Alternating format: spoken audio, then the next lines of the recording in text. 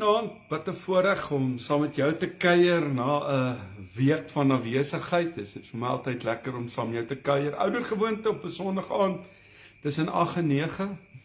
Glo jy het 'n lekker naweek agter die rug en jy's reg vir April, 'n nuwe maand, nuwe dinge. Dit is lekker dat jy ingeskakel is. Ek sien uit se nuwe wêreld uit, uit die Kaap uit. Ek sien Weskus, welkom Australianers, julle is baie welkom. Lekker om saam met elkeen van julle te kuier en mag jy een besonderse aand saam met my geniet. Ja, welkom terug, dit is hoogtyd dat ek weer terug is op my pos. Besonderse week gehad, daar aan die kant Bronkhorstspruit, 'n konferensie gehad en ongelukkig was nie baie sy nie. En gister en vanoggend was ek op 'n kursus en nou ja, ek is nou terug. Dit is lekker om saam met jou vanaand te kuier en mag jy sommer net vanaand, jy weet, iets hoor en ontvang uit die hand van die Here uit. En ek wil jou uitnooi dat jy jouself sal oopstel vir die Heilige Gees. Jy sal oopstel dat die Here werklik vanaand met jou sal ontmoet en dat die Here met jou sal praat en dat jy vanaand werklik sal sê, Here, ek wil nie mis wat U vir my instoor het nie, want ek glo met my hele hart en my wese dat God vanaand vir jou iets besonders instoor het. Ons het in die week waar ek was met soveel ander predikers gepraat om te sien wat God mee besig is in ons land Suid-Afrika. Te midde van chaos, te midde van baie dinge is God nog steeds op die troon. En ek weet vanaand dat hy, jy weet, by jou kom stilstaan, hy wil jou ontmoet, hy wil aan jou gee die begeertes van jou hart. En mag vanaand ook vir jou so aand wees wat jy net sal ontvang krag en sterkte en wysheid en insig. Daar's soveel gebedsversoeke, daar's werklik waar soveel nood daar buite. Maar vanaand wil ek jou kom bedien met 'n boodskap en mag hierdie vanaand ook vir jou een inspirerende boodskap wees. Here, baie dankie vanaand vir U liefde en U genade. Dankie vir genade wat ons nie verdien nie. 'n Liefde wat, Here, vir ons genoeg is. Ons wil vanaand onsself kom oopstel om te hoor wat U vir ons instoor het. Ek bid vir elke man en vrou vanaand, Here, dat hy en sy sommer maar net, Here, ontvang die Heilige Gees en sal geniet U sterkte. Wat jou behoefte is, ontvang in Jesus se naam die voorsienigheid van God. Amen. Nou, baie mensies het in die laaste paar maande dalk dinge beleef en ervaar wat sê ek moet oorbegin en ek het so 'n paar weke terug 'n boodskap bedien oor 'n nuwe begin. En in die laaste week toe dink ek spesifiek juis aan Josef en ek dink aan, jy weet, Farao en ek dink aan Potifar en ek dink aan die vervolging wat in sy eie lewe beleef het en sodat hy moes oorbegin het in sy lewe. Mag vanaand hierdie ook vir jou baie inspirerend wees, want baie van ons beleef een of ander tyd 'n tragedie, 'n mislukte poging, jy weet of 'n egskeiding is die een wat mense die meeste na smag, 'n kans om van voor af weer te kan begin. En vanaand as jy by 'n plek is om te sê, ek het oorbegin hierdie laaste week, ek het die laaste maand oorbegin, ek is nou tans in 'n fase in my lewe van oorbegin, dan wil ek vir jou sê, jy weet, dit is baie keer so nodig dat jy by daai plek kom in jou lewe, want ons raak so rigied, ons raak so, jy weet, verval in 'n, jy weet, ons stagneer, dis die woord. En dan is dit baie moeilik wanneer jy stagneer om sensitief te wees vir die Heilige Gees, want jy kyk die hele tyd vas in omstandighede, en in daai stagnante posisie wat jy jouself in bevind, verkeer ons negatief. Ons kyk na ons eie situasie, ons sien nie die uitkom nie, al wys die Here ons, want ons is op ander goed ingestel.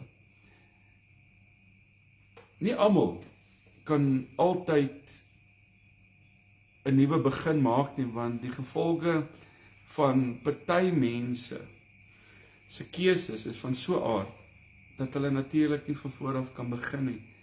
Ek het met 'n persoon gewerk wat by my kom sit het en hy die Here aangeneem, maar hy was in beheer van 'n syndikaat baie jare gelede wat mense geroof het by roofbords en mense is doodgeskiet en hy het by my kom sit en hy die Here aangeneem die dag en ek kon aan hom verduidelik hoe groot is God se genade, maar dat die wet sy gang moet gaan en dat hy nog steeds moet homself gaan oorgee. Ek was saam op polisiestasie toe en hy het toe tronkstraf gekry, hy het dit uitgedien en vandag is dit so wonderlik om te sien hoe hy die Here dien. Na baie jare wat hy in die gevangenis gesit het, ook daar verder studeer het, prys betaal vir wat hy gedoen het. En vanaand is dit ook so, baie mense wat verkeerde besluite geneem het en die gevolge van hulle keuses dra, sal nie weer dieselfde foute maak as hulle tweede kans gegee word nie. En daai tweede kans is 'n genadekans.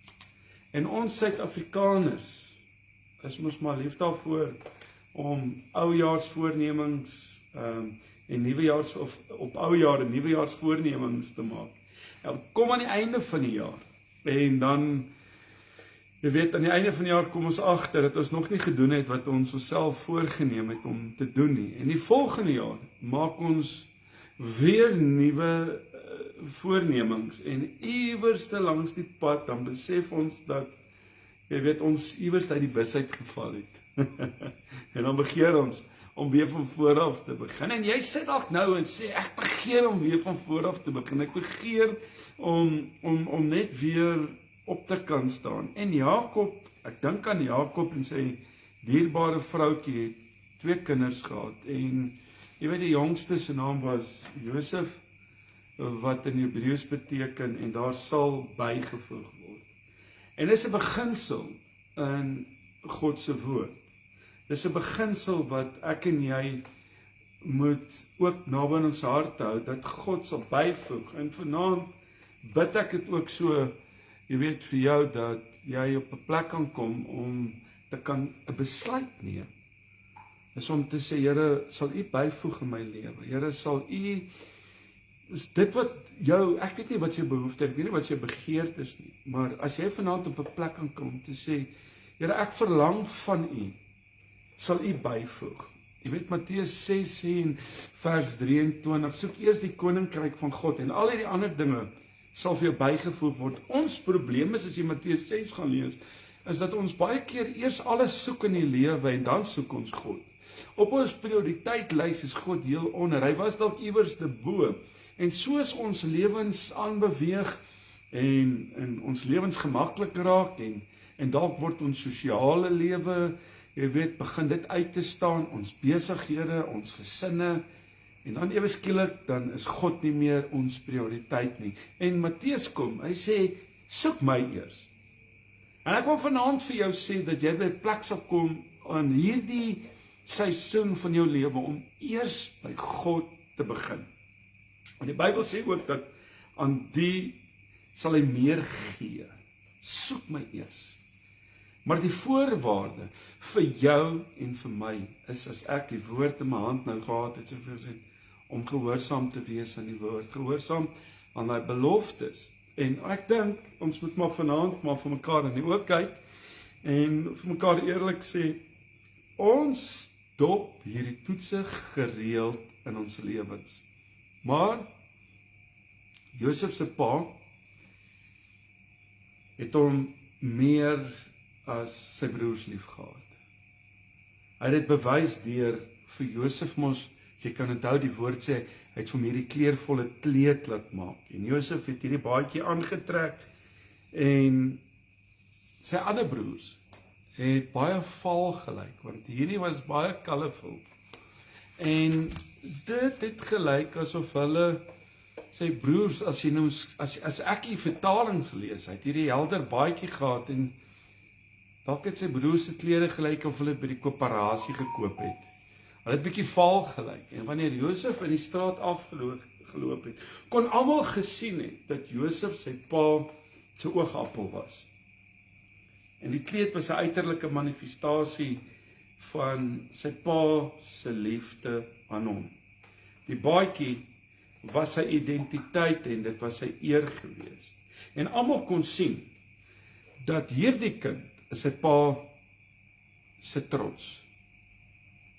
En Josef se broers het hulle redelik gestrip vir hierdie mannetjie, want vir hulle het hy so 'n bietjie gevoel, so 'n bietjie arrogant, want hulle is 'n bietjie te nagekom as jy hoor wat ek vir jou sê. En later het daar woede gekom en daai woede het in bitterheid verander en hulle het gewag vir 'n dag wat hulle vir ou Josef kan beetkry. Ek wil vanaand vir jou sê, as jy by 'n plek is in jou lewe waar jy seer gekry het of jy top oor dinge, moet ek vanaand vir jou sê, en jy voel vanaand jy's kwaad oor iets en dit word naderhand bitterheid. Dit word naderhand begin dit soos 'n mos groei en so dit verwyder ons van vrede, van rustige, kan ek sê, leefstyl, menend ek kan nie slaap in die nag nie, want as ek wakker word dan dink ek aan daai bitter situasie. En Josef het 'n wonderlike droom gehad in plaas daarvan dat hy sy mond hou. Gaan vertel hy vir sy boeties van hierdie droom en hy gaan vertel vir sy broers dat hy sien dat hulle almal gerwe is en dat hulle voor hom gaan neerbuig en hulle gaan hom moet eer. Maar kyk, toe strip hulle vir hulle self. En sy broers het eintlik net kwater en kwater en kwater geword. En Josef kry 'n tweede droom en in hierdie droom buig hulle weer voor hom neer en hy vertel vir sy broers weer van hierdie droom. Ek het geleer dat baie keer as die Here met my praat oor dinge, dan praat hy met my om met my daaroor te praat, nie met iemand anders te nie. Want as ek met iemand anders dit gaan deel, hulle gaan hulle dink hierdie ou het sy varkies verloor. Hulle gaan dink hy's bietjie koekoes. En God wil vanaand, jy wat luister Boeta en Sissa, met jou bemoeienis maak. Ons wil altyd hê iemand anders moet by die Here hoor vir ons. Hoor self by die Here. Gaan wag op die Here. Gaan soek die Here. En waar vind ek hom? Ek vind hom in sy woord. Ek vind hom in die stilte, in afwagting, sodat hy deur sy gees met jou en my kan praat. En op 'n dag stuur Jakob vir Josef na sy broers toe om aan hulle verslag te doen oor hoe dit met hulle gaan. En toe sy broers hom sien, onthou hulle is bitter, kom daar iets in hulle harte op. Die woord sê, hulle sê, daar kom hy klein dromertjie aan.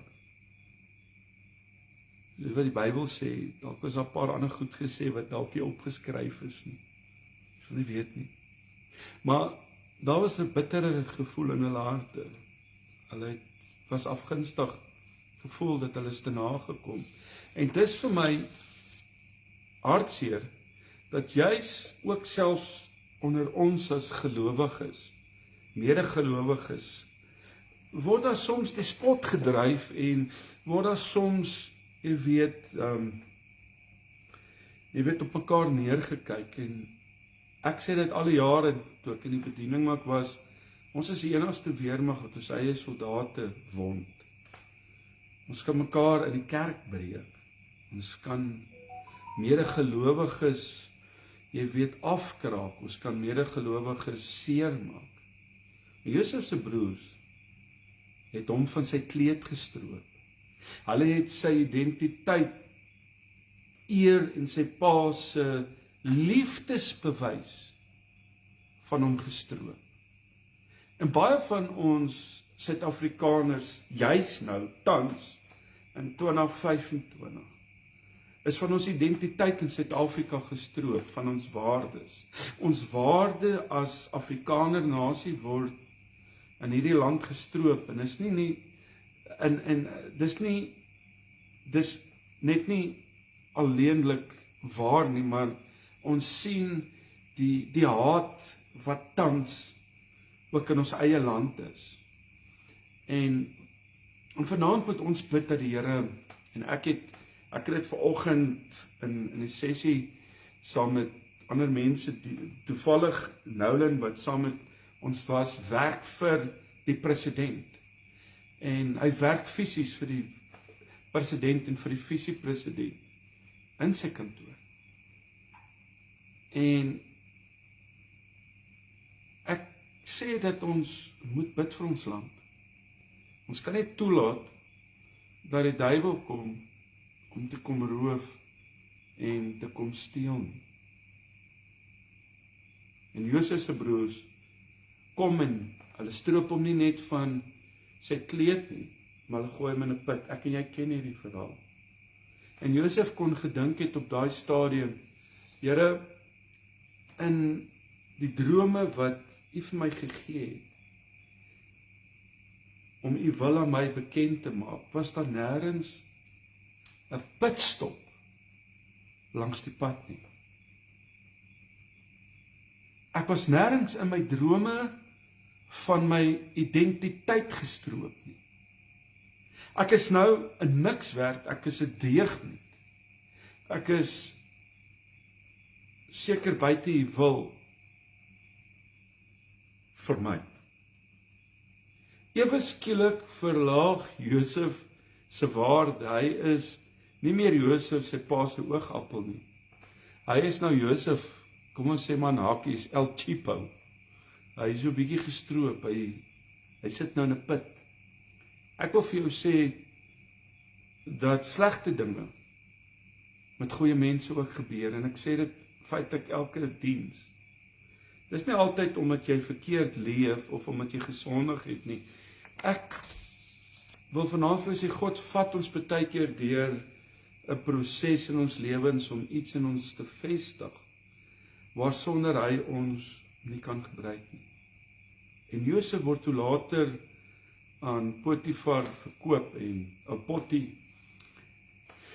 Jy weet, as ek nou sy hele gedeelte na kyk, dan was hy die hoofdienaar van 'n farao gewees. Hy het 'n vroutjie gehad met oortollige energie. En die Bybel sê dat Josef was skoon van gestalte en mooi van aansien gewees. Jy moet dit gaan lees, dit is interessant wat die Bybel sê. So as God sê dat hy 'n mooi seun was, dan was hy 'n mooi seun. En die nuwe vertaling sê dat hy fris gebou en mooi was. Hy het seker, jy weet, hierdie boerboel broekies gedra, en jy weet, kakieklere, blasvel, sy nie weet nie, dalk blou oogies, maar dit was iets vir die oog volgens die woord. En die Bybel sê niks van Potifar se voorkoms nie, maar hy sê iets oor Josef, hy bring dit in die prentjie in. En ek en jy moet baie keer, as ons die woord lees, dan moet ons moet sensitief wees wat ons lees. Ons moet in hierdie boodskap dieper lees.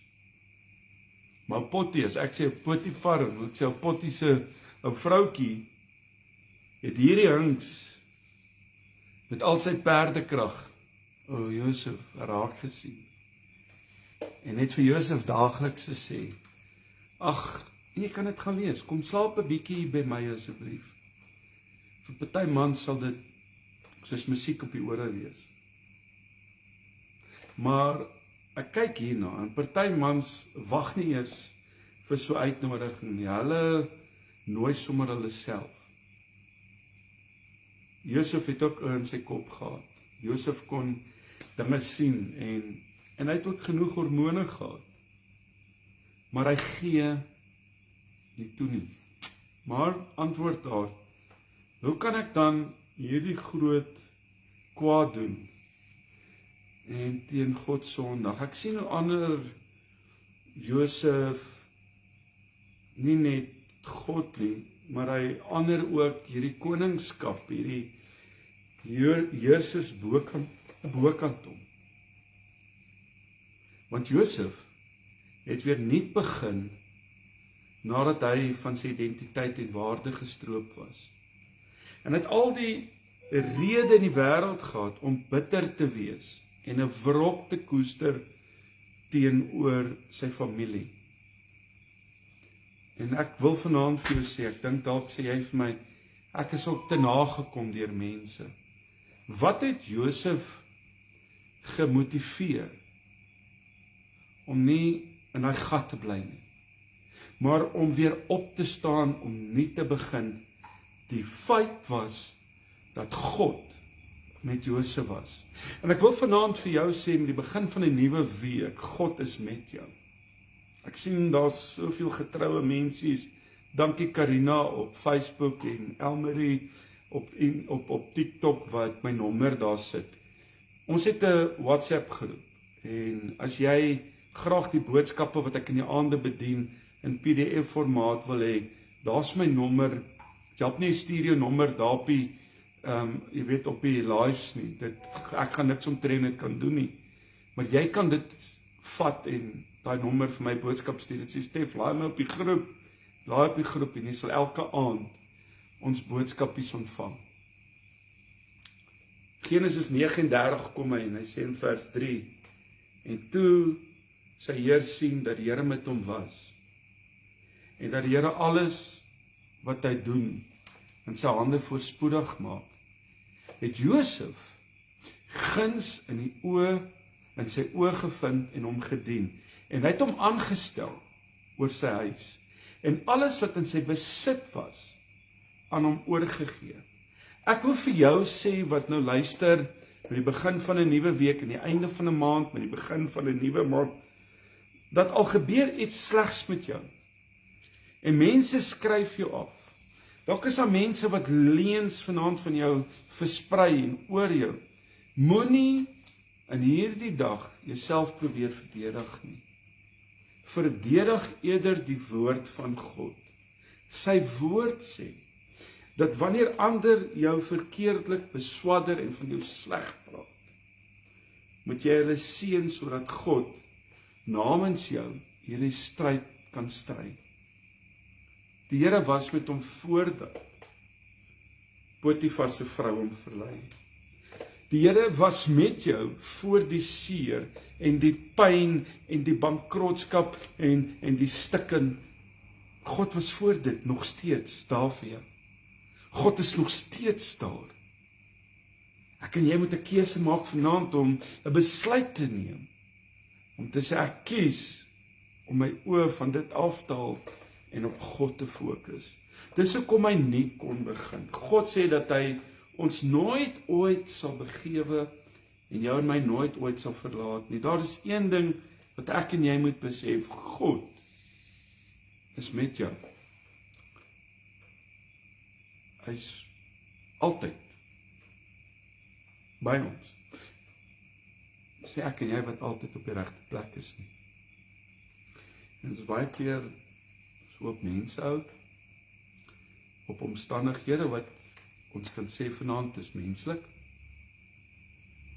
maar ek en jy het 'n keuse om vanaand verby dit te kom.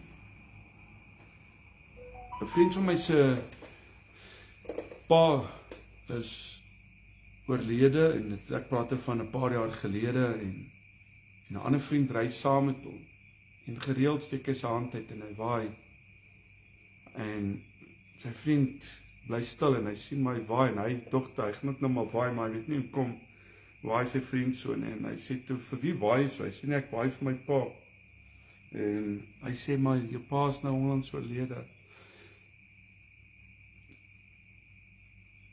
Hy sê, weet my pa is nie dood nie, hy lewe nog steeds, want die woord sê, hy wat in my glo al sterf hy, sal nog steeds lewe. Dis dalk 'n uiterlike manier vir hom, hoe hy oor sekere dinge in sy lewe moes gaan, Maar daar steek soveel waarheid daarin. Ja, hy het hom dalk in die fisiese dood afgestaan.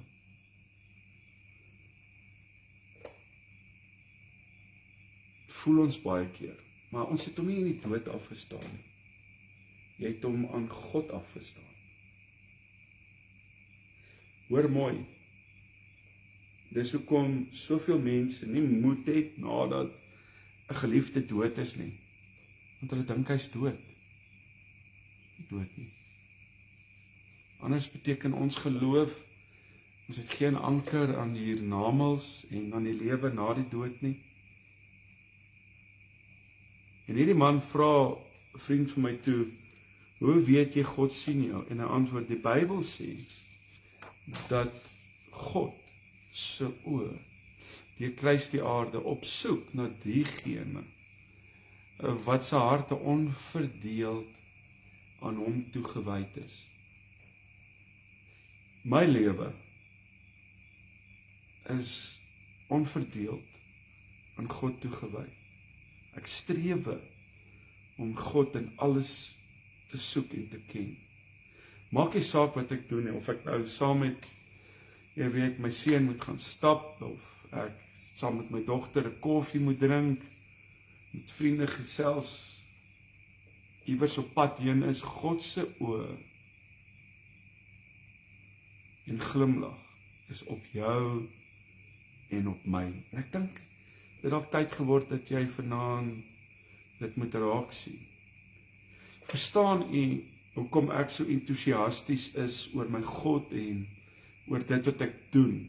Hierdie woord entoesiasties kom van 2 Griekse woorde wat in God beteken. Mooi, nee? In die Grieks, entoesiasties, in God. Ek is opgewonde oor God se woord, want ek is 'n wenner. As ek dit sê, het ek nou amper gesig, want vir baie lank is ons geneig om dit nie raak te sien nie. Want ons verloor ons identiteit langs die pad, oor dinge. En dalk het jy langs die pad jou identiteit verloor. Dalk sit jy vanaand en luister, en as 'n gesin dalk, en dinge het gebeur, dan verloor jy jou merk in die lewe, jy verloor, jy kyk rond, en ek sê dit altyd, hierdie wedloop is, baie keer is ons geneig om in ons wedloop rond te kyk, na hierdie boeta langs my, en die sissa langs my se wedloop, en dan verloor ek my fokus, en ek wil vir jou sê, laat hierdie maand April 'n maand wees wat jou fokus nie op mense gerig is nie, maar wees doelgerig gefokus op God. Ek is entoesiasties oor gebed, want dit is deur God geïnisieer, en dit is nie uit iemand se duim uitgesuig nie. Die wonderlik is, as jy na die bergpredikasies kyk, en dis oor 2 maande, dan sit ons daar bo in die berge waar Jesus hulle geleer het, die bergpredikasie, en gesê, so moet julle bid. En elke keer as ek gaan sit, bo in die gebergtes, so entjie uit Jerusalem uit, dan sien ek uit my geestesoog uit, hoe Jesus hulle geleer het. Jesus self het hulle geleer. Ek wil vanaand vir jou sê, ek is entoesiasties oor mans en vrouens wat hulle sonde bely. Want jy sien vanaand, wanneer ek en jy dit kan doen, laat ons toe dat ons sy vergifnis aanneem in ons lewens.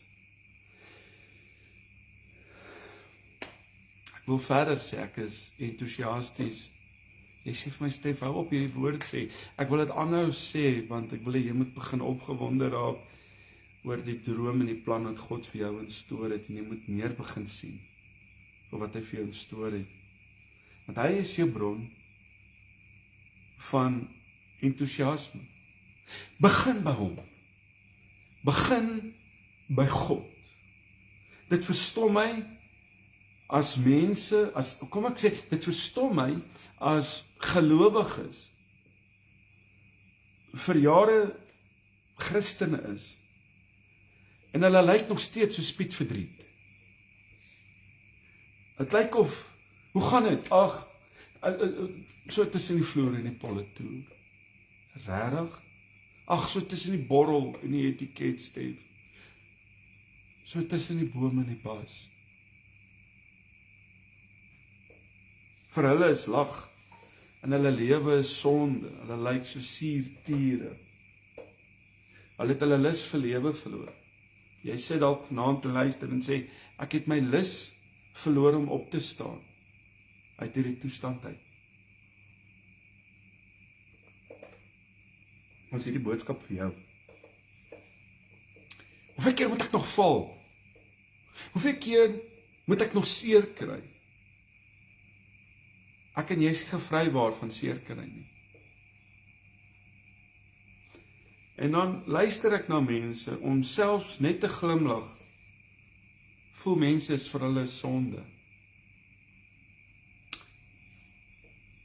Dis hoekom baie mense nie van vooraf kan begin nie. Want ek sê, daar is 'n Engelse gesegde wat sê, attitude, en hoor baie mooi, determines altitude. Want Josef het guns gevind, en die Here het hom aansienlik suksesvol gemaak. God stuur mense op ons paaie. Min het hierdie mense geweet dat Josef, wat in die put was, is gestuur na die paleis toe. Want hy het guns in sy lewe gesien, en ek wil vanaand vir jou sê, as jy 'n put ervaring het, sien die put as die pad na die paleis. Sien daai put as die deurbraak. Sien daai slig. Ek kan vanaand vir jou sê, ek bly getrou, God vertrou. Want dis al wat ek het om aan vas te hou.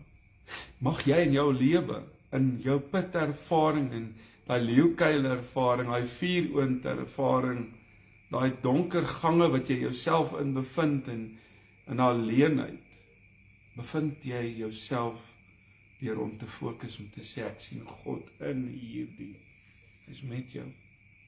Josef se broers het, wat hy gehaat het, van hom weggeneem. Hulle het hom gedemout. En jy sê dalk vir my nou, ek is gestroop van my identiteit, ek is gestroop van my menswees, deur as gevolg van dinge wat gebeur het. Maar omdat God met hom was, het hy weer 'n verhoging gekry.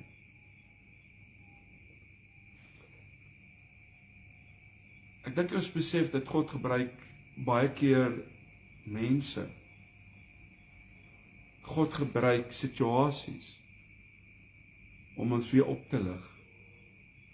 Moenie jou verleentheid sien as die einde nie, sien jou verleentheid as 'n geleentheid. En begin dit sien as 'n stepping stone. Moet dit nie sien as 'n obstacle. Maar God met hom was, het hom weer opgelig. God het hom van daai waar hy gedemout is, het God hom weer promote. Hy het hom weer opgelig, nou hy het hom promote. Hy het hom weer in ere herstel. Maar dit was 'n pad gewees. En ek en jy stap paaie wat ons nie altyd voor lus is om te stap nie, maar op hierdie pad het ek 'n keuse of ek gaan terugkeer na God toe en God eerder gaan soek. Of jy kan aangaan soos jy wil, dis jou keuse. Dis my keuse. Twee mans staan en hulle, die een man staan die oggend op en hy maak die venster oop en is swaar weer, dis donder weer en hy kyk uit en hy sê, vandag gaan ek niks kan verkoop nie, want dit is swaar weer. En niemand gaan in elk geval uitgaan nie, want almal gaan in hulle huise bly met hierdie swaar weer. En hy bly by die huis. Die ander man maak die venster oop en hy sien hierdie swaar weer en hy sê, vandag gaan hierdie 'n goeie dag wees, want vandag gaan nie een verkoopsman opdaag nie, want hy gaan by sy huis bly, want hy gaan dink, ag nee, wat niemand gaan uitkom nie, laat ek die een wees wat gaan opdaag. Dit hang van my en jou af. Dinge gebeur, maar hoe hanteer ek en jy dit? Dis wat die verskil maak. Ek dink vanaand, dis waar ons baie keer die oomblik mis, om in pas te bly. In die goed en in die sleg, getrou te bly, in die stikken, in die vrese, in die moeilikheid, in die siekte, om vas te hou aan God. Hierdie was die resep vir Josef. Hierdie is 'n resep nie net vir Josef nie, hierdie is 'n resep vanaand vir Stefan. Hierdie is 'n resep vir jou wat luister, te midde ten spyte van, om vas te hou. Want jy sien, die oomblik wanneer ek en jy getrou vashou, dan daag God op. Want baie het wegbeweeg van daai oomblik van wag. Dit is wanneer ons dit mis. Om getrou te bly, beteken om in die geloof vas te hou. Dit wat ek nie sien, dit wat ek nog nie ervaar nie, glo ek in my eie lewe, dat Here, u tyd is die beste tyd. Sometimes it feels like he's 4 days late, but he's always on time. Always. Nie my tyd nie. Sy tyd. Maar hy vra dat ek geloof en hoop moet hê. Loop hand in hand.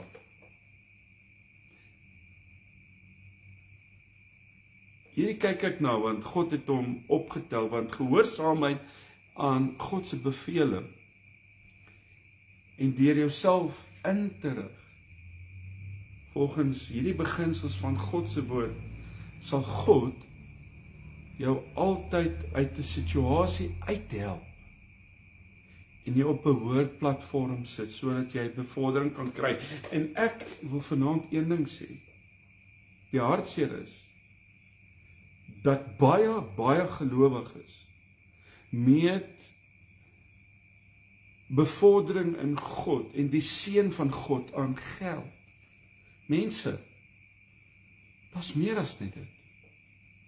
Daar's soveel wat ek en jy mis, moet ons kyk in sekere goed vas, nou om te op te kan staan, om mekaar in die oë te kan kyk en nog te kan smile en te kan deur die dag gaan. Dis mos 'n blessing. Mense vanoggend dood, mense vanmiddag dood. Iemand is tans besig om te sterf. Iemand is tans besig om te veg vir lewe. En ek en jy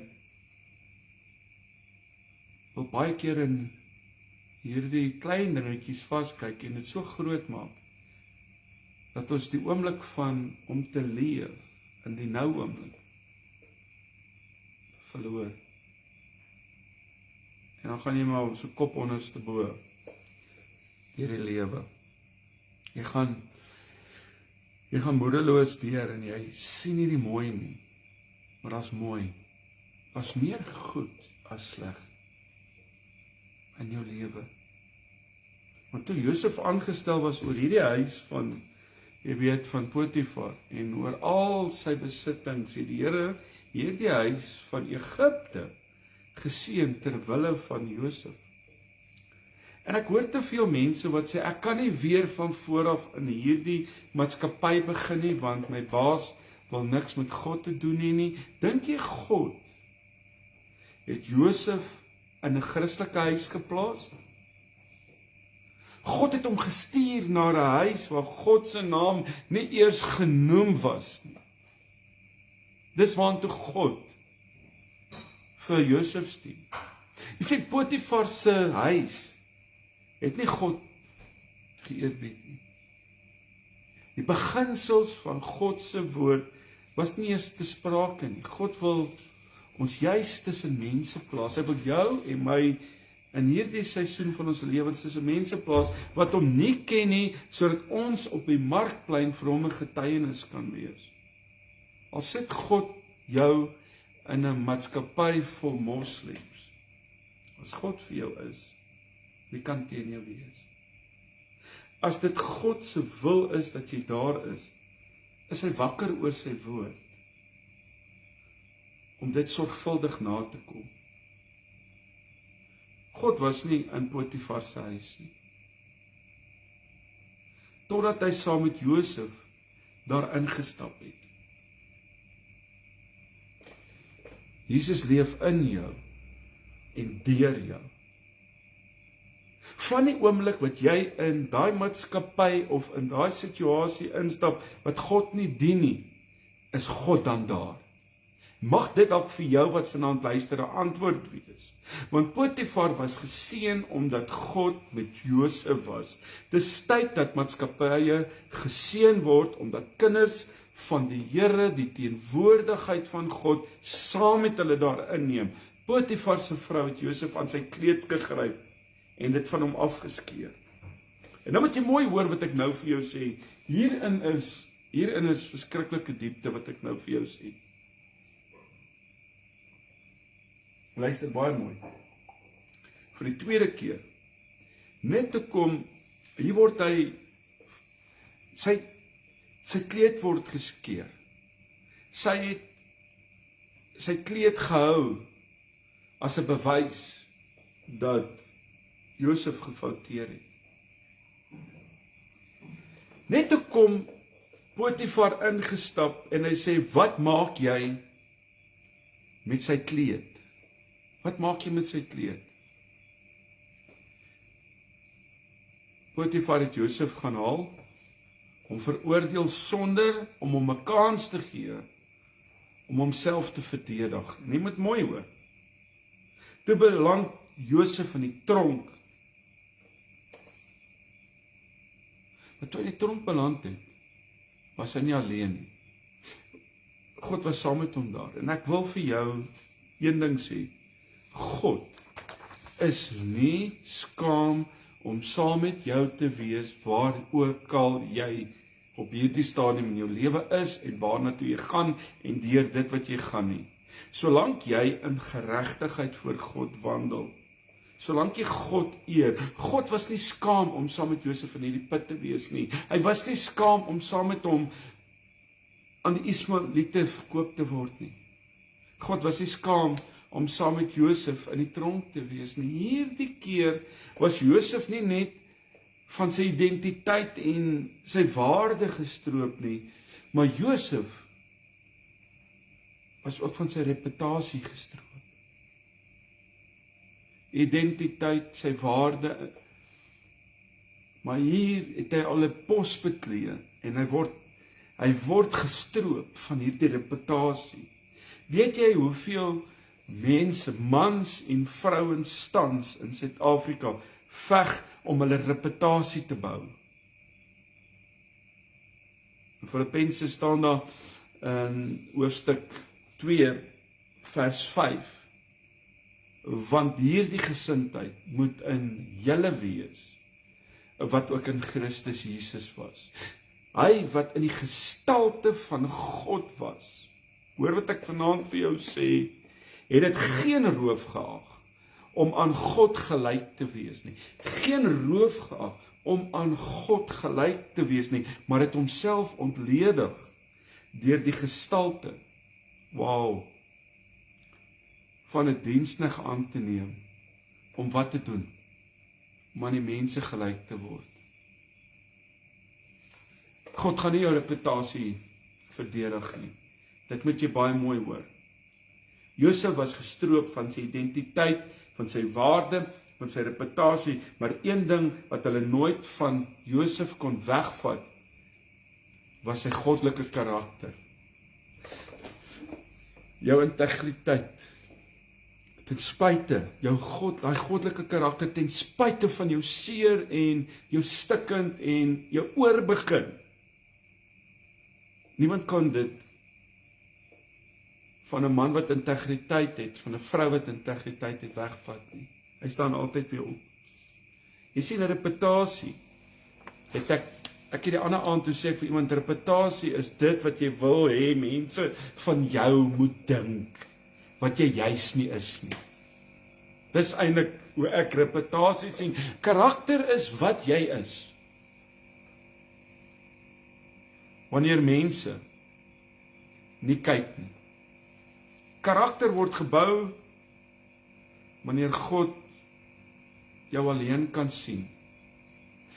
Dis hartseer, want mans een kant is, want niemand daar is, op hulle rekenaars met pornografie. Is dit God se karakter? Karakter word nooit gebou wanneer dit net goed met jou gaan nie. Karakter word juis gebou wanneer jy deur 'n vuuroond en deur 'n vuurige omstandighede gaan. Dis waar karakter gebou word. Dis waar iets opstaan in daai menswees. Josef ontmoet Farao se skinker en sy bakker. Ons ken dit mos al van Sondagskooltyd af. Daar in die tronk. Hy ontmoet hulle nie in die paleis nie, ontmoet hulle in die tronk, want hy's gestroop van alles. Al was Josef in die tronk, was Josef vry gewees. Want waar die gees van die Here is daar vryheid. So ek en jy kan deur dinge gaan en ons kan nog steeds vry wees in Christus Jesus. Maar ek en jy moet dit begin glo en ons moet dit begin leef, ons moet dit begin spreek. Ons meer as 'n oorwinnaar in Christus Jesus. Met my die krag gee, ek is tot alles in staat. Jy sien, Josef het gesien dat hierdie twee manne se gesigte hang. En hulle sê vir hom, ons al twee wat hier sit het drome gehad. En Josef antwoord tot hulle, julle kan my niks van drome vertel nie. Hy sit in die tronk saam met hulle. Het jy al in 'n gat gesit of jy het in 'n situasie gesit en jy sit tussen mense wat jy jouself mee kan vereenselwig en sê, jy kan my niks vertel nie. Ek weet wat jy van praat. I've been there. Hy sê ja, drome. Luister, ek dink hy het hoendervleis gekry. Wat jy sien op 'n stadium in sy lewe het hy drome gehad. Julle kan my niks van drome vertel nie. Let op. Nou Josef se goddelike karakter, sy onselfsugtigheid. Dink jy nie, en dis baie keer wanneer dit met ons gebeur, as iets slegs gebeur, dan sal mense sê, hoekom bring die Here oor dit my? Hoekom bring die Here dit op my pad? Wat is die Here se storie dat alles net moet verkeerd loop met my? Lyk my dit is net ons Pieterses, ons ventertjies.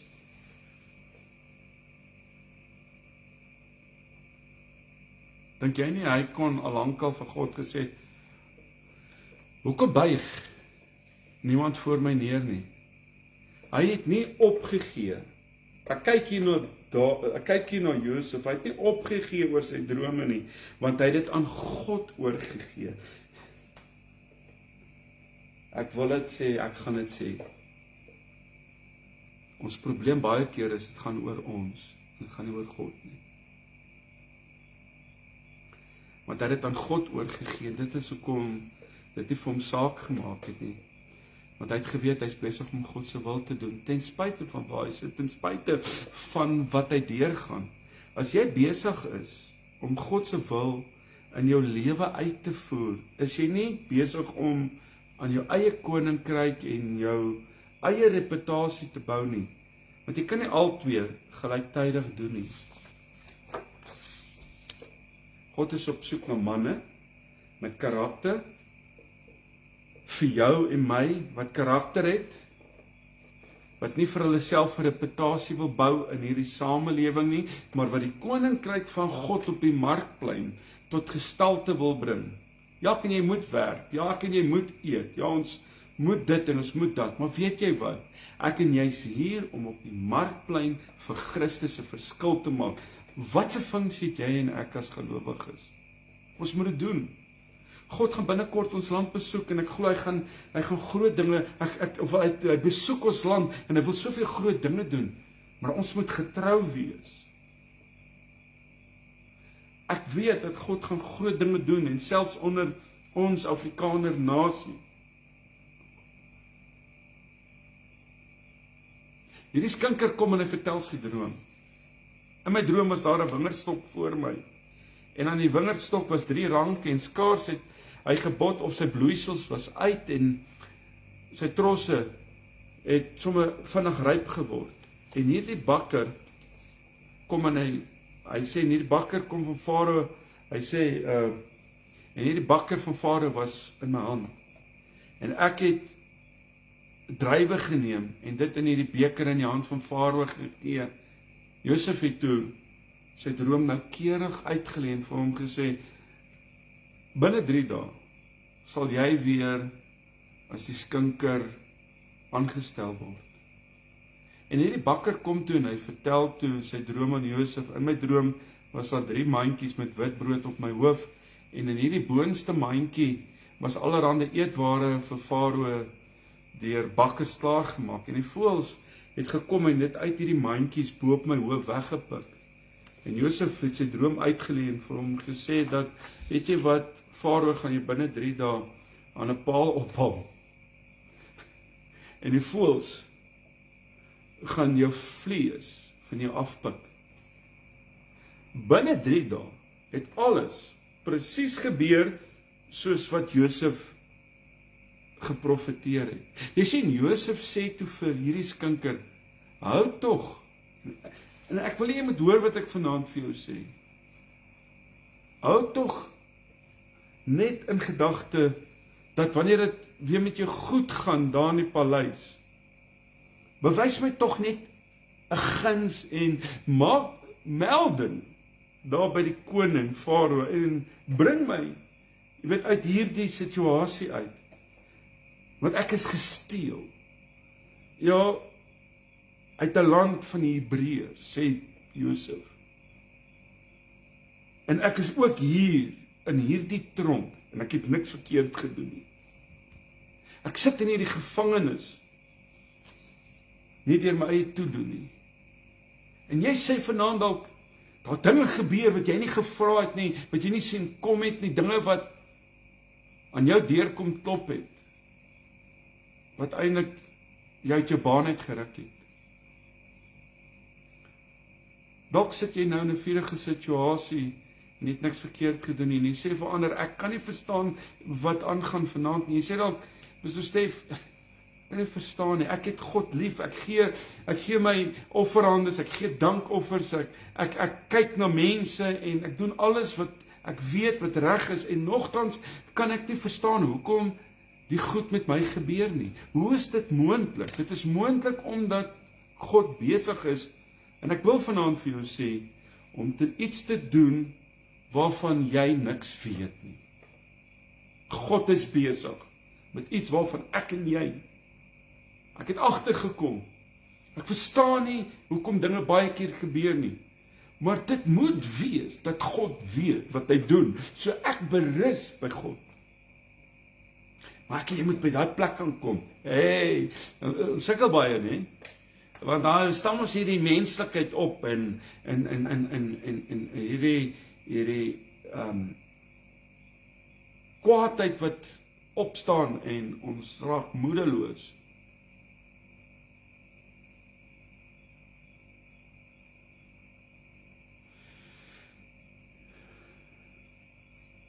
Ek glo is moontlik, want God is besig met iets wat ek van niks weet nie. Dit is moontlik. Dit is. En dis waar jy en ek moet op 'n plek kan kom om onsself te kan organiseer onder God se almag, onder God se grootheid.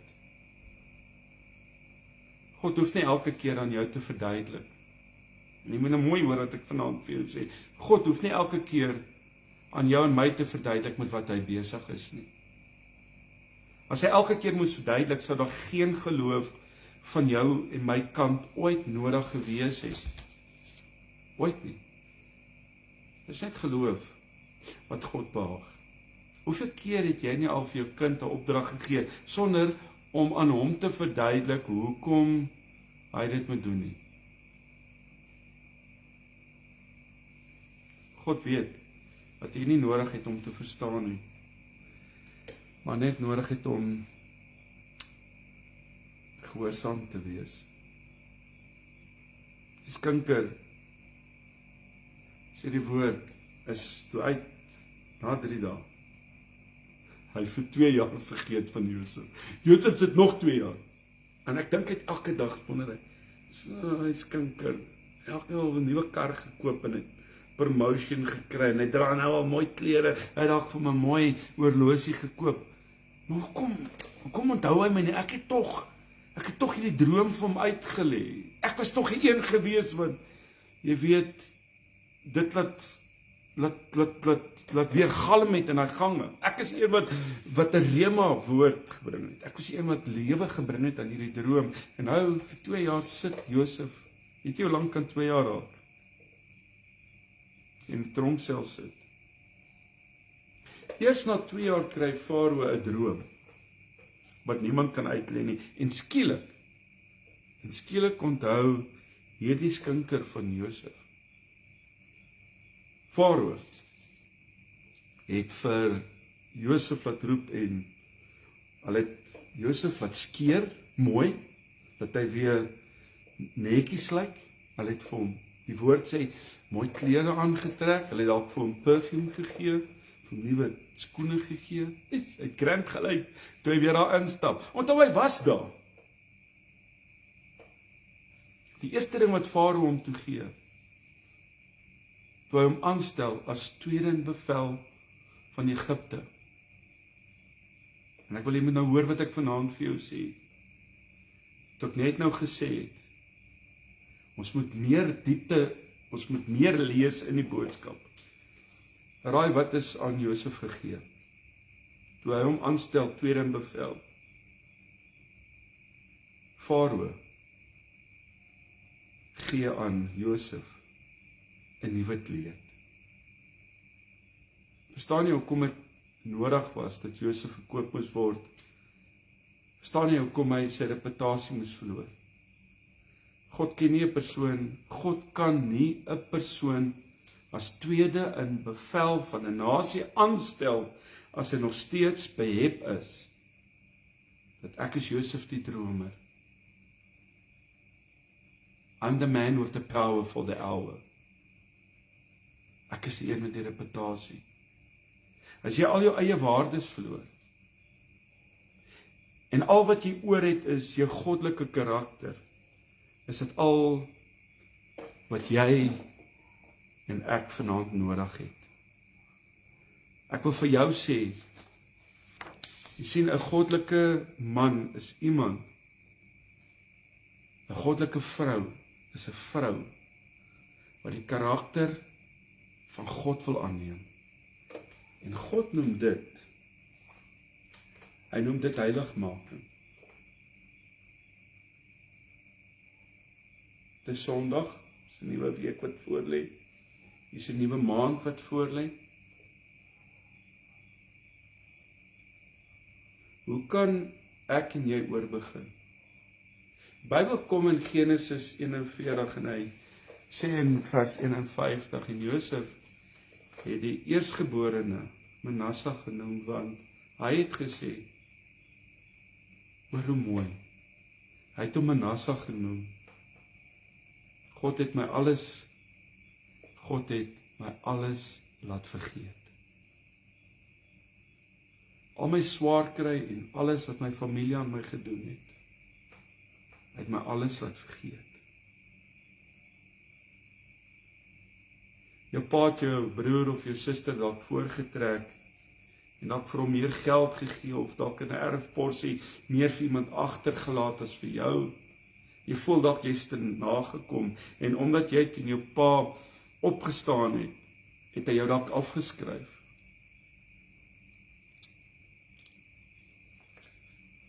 Vandag het ons 'n generasie van seuns, van manne wat al 40 jaar oud is en nog nie mans is nie. Omdat hulle nie 'n pa gehad het wat vir hulle voorbeeld kon wees nie. Dis hartseer, maar dis die realiteit. Die geboorte van Josef se seun was die simbool van nuwe lewe. En 'n geboorte spreek van nuwe hoop, spreek van 'n nuwe begin. En daar's hoeveel paas vandag wat hulle mislukte pogings in hulle lewens in hulle kinders probeer herleef. En dit is altyd onsuksesvol. Maak 'n nuwe begin met jou lewe, met jou eie lewe, nie met jou kinders se nie. Om weer nie te begin in die lewe waar jy nou is, mevrou, waar jy nou is, meneer. Het jy God die voorreg gee om jou te laat vergeet van al die swaar kry, van al die verdriet, van al die oorbegin, van al die haat en probeersla. Ons Afrikaners het 'n houding van ons sal vergewe, maar ons sal nie vergeet nie.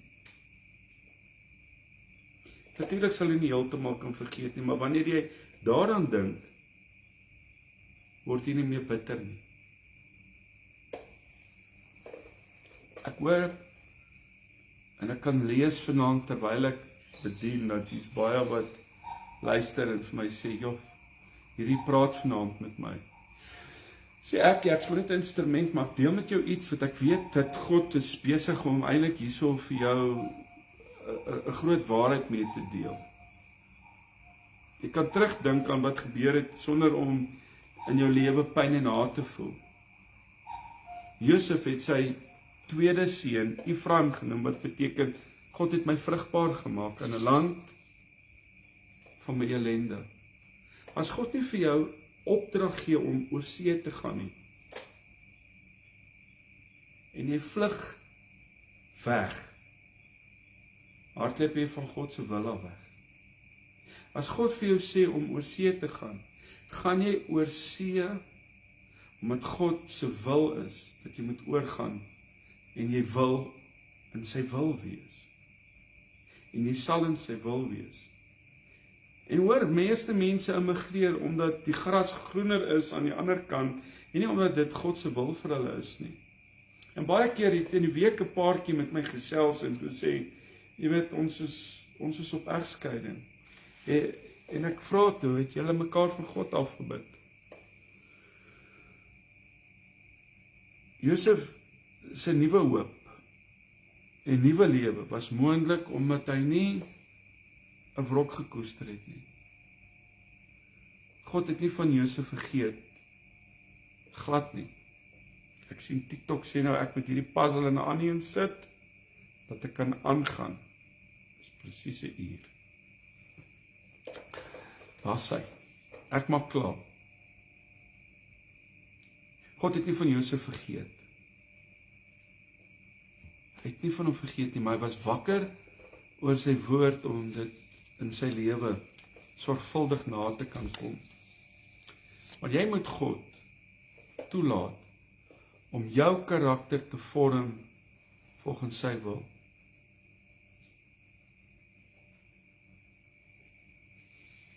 Vanaand het die Here maar met ons gepraat, nie?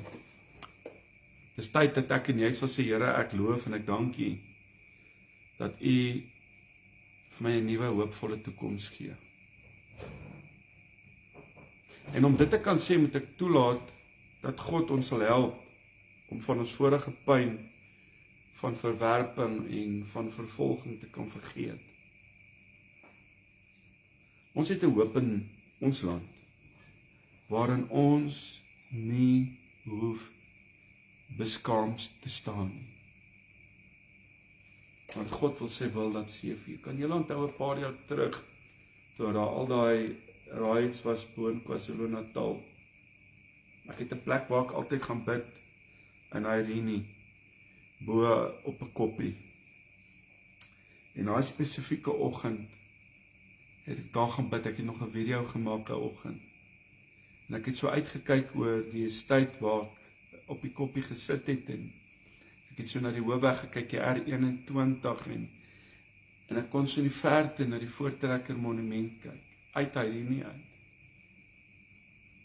En ek sê, Here, hierdie is u land, en het ons nog nooit in die steek gelaat nie, maar ons het u in die steek gelaat.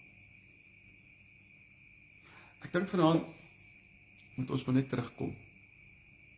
En ons moet weer daai kleed wat van ons afgeruk is en wat jy van gestroop is, God wil herstel bring. En vanaand, Here, wil ek vir hierdie Boeta en hierdie Sissa kom bid wat ek weet nie wat jy deurgaan. Ek weet nie wat binne in jou hart is nie.